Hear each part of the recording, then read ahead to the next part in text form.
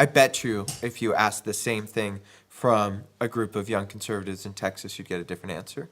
I think that what we forget is that we are a nation that is built up of 50 different societies that interplay and interact differently.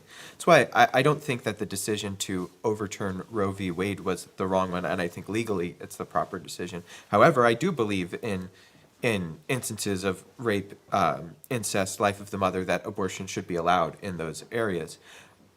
I think that you mentioned New York and Virginia. Again, a Republican in New York and Virginia isn't going to have a platform most of the time that's going to say we should ban all abortions. New Jersey's the same way. I just think culturally in each state it's going to be different, and that's why this should be a state issue. Yeah, and that's such, I think, a smart and interesting point that you just made, 50 sort of separate societies, because it is a really good argument, I think, for why this should be decided by states and not a federal issue. Because even people your age, you're saying, if we had the same conversation with 18 to 26-year-olds in, say, Texas or maybe even Florida or something, we may get a very different response. I think so. I think back to AJ's point, I think it's interesting, though, because I think after Roe v. Wade was overturned, there were states that had ballot measures that would, ban abortion or enshrine abortion in the constitutions. And I think if you see like Kansas, for example, it's a red state.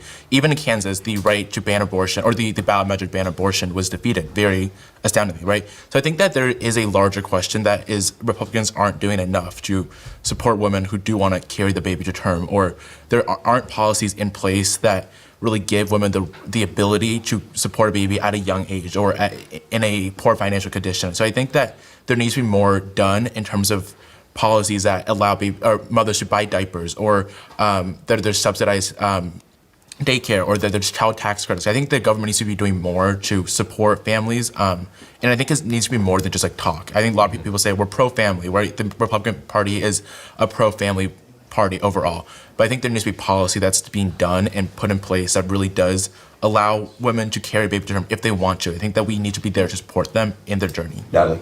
So I have to say that the main argument for the pro-lifers doesn't make a lot of sense. Like, their main argument is that, oh, well, it's against the Bible, it's a sin in Christianity. My response has always been, well, not everyone here is a Christian. The United States has a separation of church and the state. And the pro-lifers' argument of saying that abortion should be illegal because of the Bible saying that it's a sin to have an abortion, doesn't that reverse centuries worth of work to separate the church and the state?